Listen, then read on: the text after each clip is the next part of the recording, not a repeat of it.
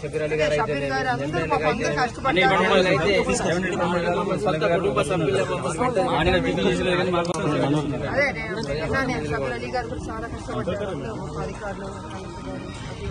మా ఎంఆర్ఓ గారు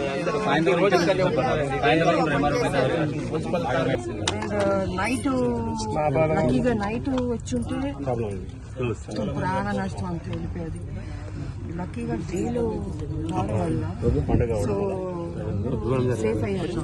బట్ మొత్తం ఇంట్లో ఉన్న సామాన్లు, బుక్కులు, పిల్లల బుక్కులు, సర్టిఫికెట్స్ అన్ని మొత్తం పోయింది. అది అందుకే కడుగుతున్నా, ఎంతసేపు కడుగుతున్నా కూడా వాళ్ళకి మొత్తం జిల్లా వ్యాప్తంగా అయితే ఒక 4 చనిపోయారు మేడం. సో డెఫినెట్గా చేస్తుంది. ఓన్లీ థింగ్ ఏంటంటే బీజేపీ హైకమాండ్ కేంద్ర ప్రభుత్వం కూడా దిగి రావాలండి. రైతులు కూడా నష్టపోయారు, పెద్ద ఎత్తున డబ్బు ఖర్చు అవుతుంది. సో వాళ్ళు ఏం చేస్తున్నారు కూడా చెప్పానండి. మన రాష్ట్రాల్లో ముఖ్యమంత్రి గారు డెఫినెట్గా చేస్తారు, వేరీ చేస్తారు. ఎంతంత డ్యామేజ్ అయింది, ఎంతవరకు నష్టం వచ్చిందని మొత్తం లెక్కలు తీస్తున్నారు. తీసి డెఫినెట్గా ముఖ్యమంత్రి గారు చేస్తారు. ఓన్లీ థింగ్ ఏంటంటే కేంద్రం కూడా అడుగుతున్నారు.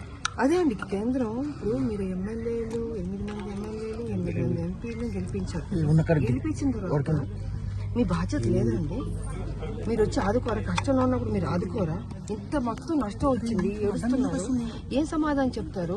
అసలు ముందు మీరు ఉండాలి. కేంద్రం నుంచి ఇంత నిధులు మేము ఇస్తున్నామని ముందు మీరు చెప్పుంటే మేము మెచ్చుకునే వాళ్ళం. కానీ మీరు ఇంతవరకు నోరెప్పకుండా ఏం చేస్తారో అని చెప్పకుండా ప్రజలు ఏడుస్తున్నారు. ఆడబిడ్డలు అందరూ రాములక రాని ఒక్కొక్కరు నన్ను ఒక్కొక్క ఇంటికి తీసుకెళ్ళి చూపిస్తున్నారు.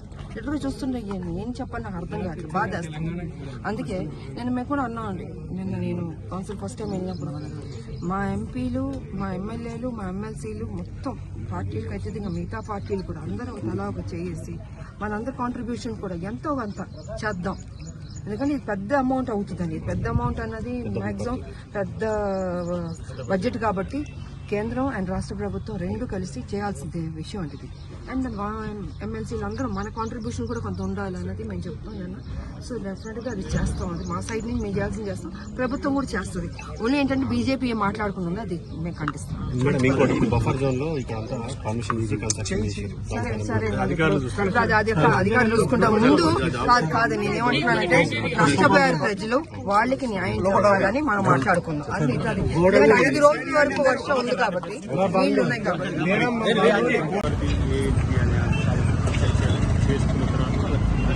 దానికంటే ముందు కానీ ఇప్పుడు వీళ్ళు స్టూడెంట్స్ కానీ వాళ్ళ స్కూల్ సంబంధించిన సర్టిఫికెట్లు కానీ వెంటనే ఇప్పించే ప్రయత్నం చేశారు. ఎందుకంటే అది లైఫ్ సంబంధించిన కదా.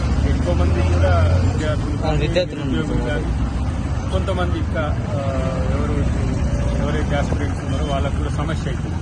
ఇమీడియట్గా వాళ్ళ వివరాలు తీసుకుని ఏ యూనివర్సిటీ ఇంటర్వ్యూ వాళ్ళకి సర్టిఫికేట్స్ వరకు ఇమీడియట్గా ఆర్థికంగా కూడా చాలా మంది ఇబ్బంది పడుతున్నారు. వాళ్ళు అసలే కనీసం కూడా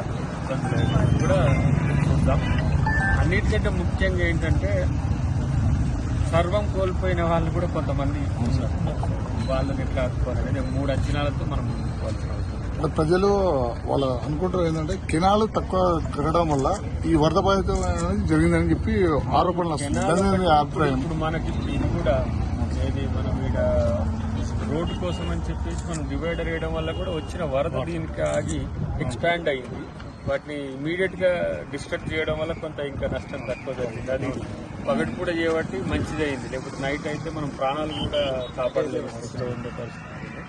ఏదున్నా జరిగింది చాలా బాధాకరం. నాట్ ఈవెన్ మన కాలనీ అనే కాదు, కామారెడ్డి ప్రాంతంలో వివిధ ప్రాంతాలని, అటు ఎల్లారెడ్డి కూడా ఇప్పుడే నేను ఎల్లారెడ్డి ప్రాంతంలో కూడా అంటే రూరల్ ఏరియాస్లో కూడా కొంత ఎక్కువ నష్టం జరిగిందని చెప్తున్నారు. కాబట్టి ఎక్కడ నష్టం జరిగినా అక్కడ అధికారులు వెళ్ళి అంచనాను ప్రభుత్వానికి ఇస్తారు. ఆ నష్టం ఏదైతే జరిగిందో వాటికి సంబంధించి పరిహారం తప్పకుండా అందించే హామీ ఇవ్వబడతాయి. రేపు వీలైతే అసెంబ్లీలో కూడా మండలిలో కూడా అంశాలను అసెంబ్లీ నడుస్తుంది కాబట్టి ఈ అంశాలన్నీ కూడా చూస్తున్నాం కాబట్టి వారికి విన్నవిస్తే ప్రజలందరికీ కూడా చెప్పినట్టయితే మీ ద్వారా చెప్పడంతో పాటు సభలో కూడా ప్రస్తావన చేసే ప్రయత్నం. లాస్ట్ కాంగ్రెస్ తరఫు నుంచి అండ్ కాంగ్రెస్ తరఫు నుంచి కామర్స్ ప్రజలకు మీరు అండగా ఏ విధంగా ఉంటుంది? వ్యక్తిగతంగా సహకరించడం ఒక ఎత్తు, అది ప్రకటన చేస్తాం, అది వేరు. ప్రభుత్వ పరంగా సహకరించడం, ఎవరైతే విరాళాలు ఇవ్వగలుగుతుందో దాతలు ఎవరైనా ఉంటే కూడా ఆదుకోవాలని చెప్పి మీ ద్వారా విజ్ఞప్తి చేస్తున్నాను.